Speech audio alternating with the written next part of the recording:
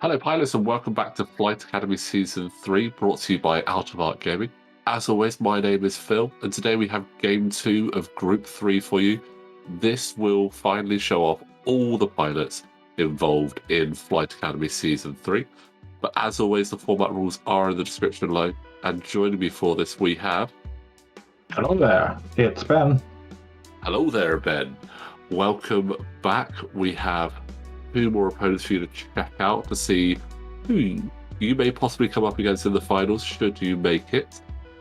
We have Gary on the left, and we have our Season 2 winner, Jamie, trying something new out. But let's quickly go through the list. Did you want to let us know what Gary has brought to the fray? Yeah, so Gary has brought Elo Atsley in the T70. That's the one that can do the talon rolls as weights. Very nice. Yeah, very, very tricky, especially in a 1v1 matchup. He's going to outmaneuver BB Astrobek for some pre-positioning. Ferrosphere paint, so if you try and lock him, if you're not in a bullseye, you can give you stress. Shield upgrade, the stapled on S-foils and ion missiles. Indeed. Now, one thing we will point out, and I think we mentioned this in Season 2, Gary is very reluctant to use the ion missiles. He basically brings them along to fill the points. Yes, he does not like ion, which is fair enough. If you watched round 1, that's kind of why he doesn't like them, but it is a tactic. But on the other side, we have our Season 2 returning champion, Jamie, and he is running... a man after my own heart. He is running Soontir Fel in the TIE Interceptor with outmaneuver, shield upgrade, and hull upgrade. So yes, that's a 5 hit point TIE Interceptor. Love it. I wish they came like that all the time, to be honest. But this it's feels great. Like a classic match. Yeah. X-Wing, T70 against an Interceptor. Yeah, it does feel right. It feels like this is going to be a solid match. You've got the all-around sort of like general practitioner of the X-Wing. It's got the health, it's got good maneuvers, it can bite, it's generally good. And then you've got the quintessential, Interceptor is in its name. You have the TIE Interceptor in the hands of Baron Soontir Fel himself. I know he's not as good as he was in version 1, but I still love this pilot, so it is great for him to make an appearance. He was in my list of ones I was tempted to fly. To be honest, likewise. I'm not gonna lie, he was up there, so really interested to see how it goes on. But they pretty much switched sides of the board at this point already. Interesting, they both got outmaneuver, although I think I think Eloatz's ability is so strong. I think that's going to favour possibly this matchup, because the Interceptor is probably going to want to K-turn at some point. And if you play your cards right, Eloatz can just do it all day long. So essentially, he will get behind you, and you've got no choice. But you're already stressed to go forward. So yeah, absolutely. Every now and again, he might end up with a free shot, and that's going to be crucial. And I think another thing that the T70 probably has over the Interceptor is the ability to get that lock. The fact that the Interceptor doesn't have a lock is going to be challenging, but the maneuverability of the Interceptor, if it can keep itself nimble, if it can keep itself maneuverable, that's where it's going to come down to. He needs to get into the side of that T70, get some shots off. A little bit better than that, only 1 hit, but it goes through. So if he can get those like little bites in the side, but again, Elo's ability to do that talon roll is going to make that incredibly tricky. Yeah. And I think this is the first one. This is the first one. Yeah, this is what I'm talking about. And that's even more deadly, is every time he does that, he's going to trigger outmaneuver. Yep. Which And his white. on an interceptor is deadly. Losing that defense dice. Yeah, it lives and breathes on its green dice. Yeah. I mean, I'm just looking at the angle. Too hard in. Maybe she might be able to go barrel. He might be able to. Ooh. Running. Yeah, I think that's sensible from Jamie is to disengage. Yeah, is sort of dive in there, do your business, duck out, reset. Yeah. I mean, Jamie is an excellent player. He's the way he played Kylo last season. He knows how to handle these ace style ships. Yeah, and not only that, you've given him that ace platform with teeth this time. Kylo did fantastically, but the TIE Whisper, I think, suffers from the dice it can output, but he's not going to have that problem with Soon Tirfel. Soon Tirfel can output an incredible amount of dice, but I mean, that's a great position there from Gary. Yeah, but it's interesting to see, is he going to turn in now, or is K-turn? K-turn is... Okay, I like it. Mm-hmm. Again, now it's... Gary had got himself into a really solid position there. If Soontir had gone in, he'd have a great shot. But I think now it's back in Jamie's favour. Although they're most likely going to turn at each other, it gives Jamie more space to play with. Yeah. Except when he does that. I forgot about that one.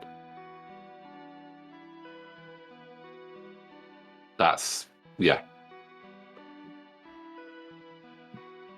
I don't fly T-70s very often, so I forget they have those really small manoeuvres. Again, I like my interceptor, so I live on the 2-speed manoeuvre. Oh, he's going to have to reposition here. Yeah, he's going to have to barrel roll. If he can barrel roll, could he get his ability? That'd be close. Try and get his bullseye in. It would be very close. If he barrel rolls and double focuses, I think that would be... Barrel roll forward, see if he can get the range one, double focus, one for attack, one for evade. Yeah, I think if you go the other way, then he's just going to have a shot on you and you've got no defense. Yeah. That's absolutely gets it. That's the right call, I think. Yeah, you got a very nasty shot coming back at you, but yeah, getting those focuses. I don't think he's going to double focus, which actually... No, it's just the one. Yeah, you know what? I think good. Yeah, you don't want to stress yourself. Stress. He's kept his dial open.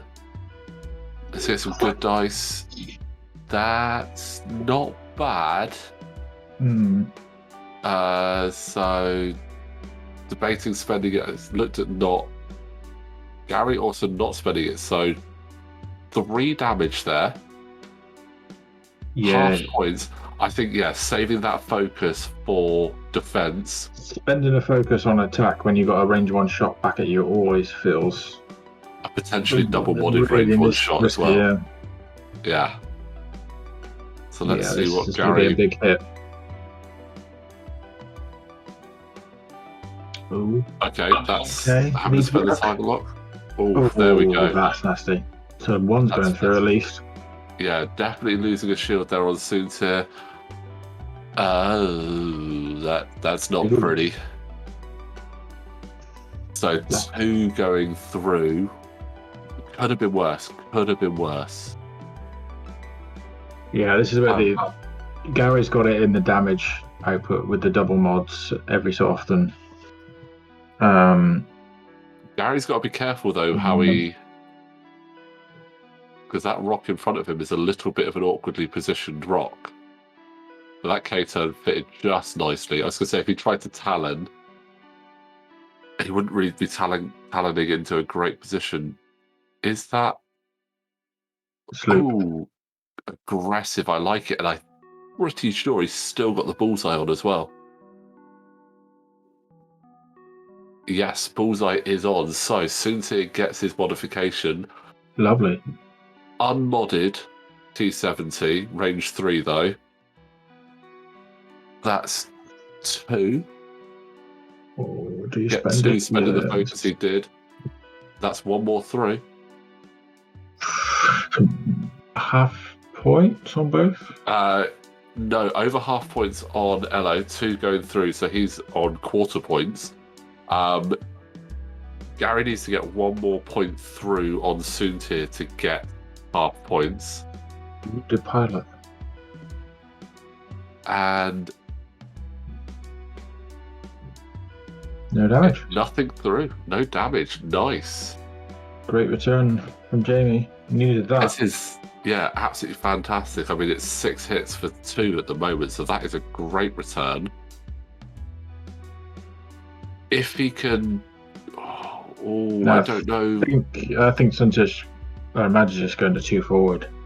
If he 2 forwards, I don't know if he'll fit a 2 forward. That's the problem. Wounded pilot, taking an action, so checking it, gets a scratch. Wouldn't a range 0 benefit Sunterfell?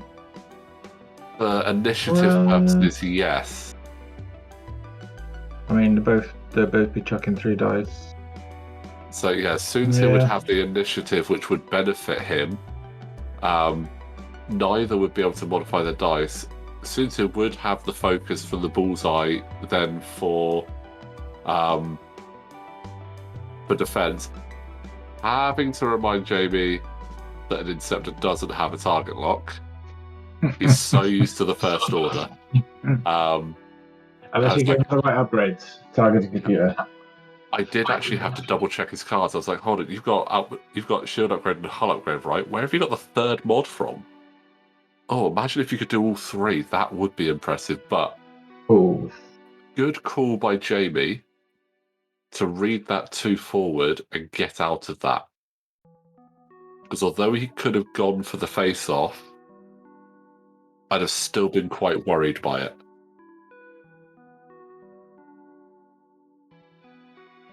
Yeah, there's his Talon. Yep, here comes the white Talon roll. That's so good. Only with Eloasti, but I mean, Eloasti at initiative 5 with a white Talon roll. I mean, that is really good. And the T-70 is a really good chassis as it is.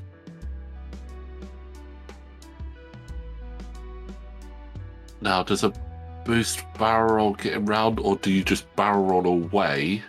I'd be tempted to barrel roll away, and then come in next turn.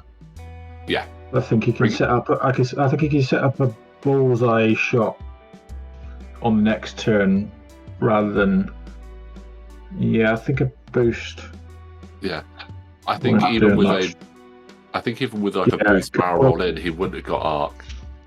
Yeah, I think he'll be able to. It's a lot easier now to set up a nice bullseye shot. Yeah, I mean he could do he doesn't even need to do a 2 in either. I mean, the ideal scenario is if he can get that focus and evade. Yeah. The 1 forward.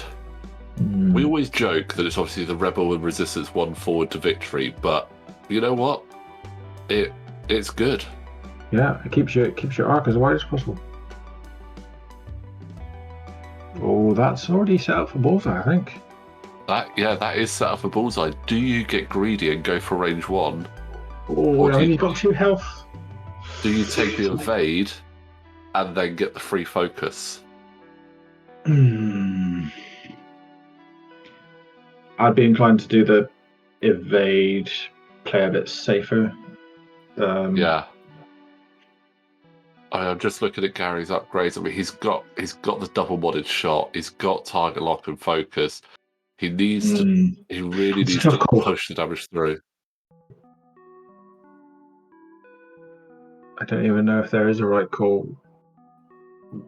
It all comes down again. It comes down to dice. If the dice are with you, then. Oh, is he double focusing? Oh no! No, it's going for it. He's going aggressive. It did angle off slightly, but he would still have had the bullseye. Well, I guess he's worried about the return shot. I mean, if he doesn't kill him, he's going to get double modded shot back. Yeah. I don't think he's taken his free focus there. Let's see. Oh, that's not a... Oh, 2 hits, a blank and a focus. Oh, he missed his ability. A crucial moment. Yeah. Oh, 3. Jamie. Oh, 2 evades there. Oh, no. Gary. Sunter is panicking. Oh, Oh, this is going to hurt. oh, not so far, not so far. That's 3 hits. Oh, even the focus wouldn't have helped there. Oh, Sunter could have had it as well. It was so close. Loose stabilizer. Oh, that is just not ideal. The power of a double modded shot, though. Oof. Yeah, both at half points, looking like it's going to be the last round. The problem is, we know what Gary's going to do. There he goes. It's just so powerful. Yeah. And soon to... Sunter can get out of this. He can get out of it, but he can't get a shot. I think too hard to the right gets him that. Oh. Duck for cover behind the rock. And yeah. I would. Can the boost get him far enough away? Outmaneuver though as well, so.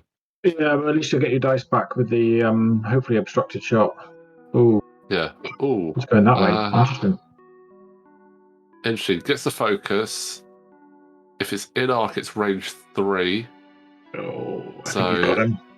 Add a dice, lose a dice, so it's still 3v3.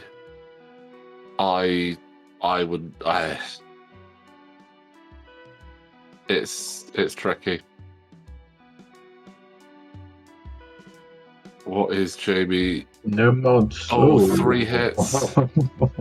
Oh, that's a blank out. Oh, the savage. Oh, such a close game. That Soontir Fell was doing fantastic there. Yeah, it's that ability that is really causing the hurt on Soontir, because it's just those 3 shots. Yeah, just being able to turn around like that without maneuver. Yeah. I mean, that was a fantastic game by both players. Really went down to the wire there, but well done to Gary. Really showing the power of the T70. But I mean, I'm a little bit biased, but I'm going to say it. Well done to Jamie. Flew Soontir Fell really well. I think, other than that last move, I think made the right choice every time. When he disengaged and came back in, it was just a work of art, if you ask me. Yeah, I definitely agree. So, let's have a quick look and see how the tables are looking now. We've had all players in Group 3 have a go now. And moving his way up to the top of the table with that win and kill, getting the bonus point, we have Gary, sitting pretty on 4 points at the top. Connor with 3. Jamie and Madbots yet to score points, but still so many games left to go, so this can change drastically. But Ben, thank you very much for joining us for that one. I hope you enjoyed that game. Yeah, I definitely did. Thanks for having me. No worries. And guys, we have more Flight Academy coming next week, so don't go anywhere. Remember, click like, subscribe to the channel, and we will see you next time.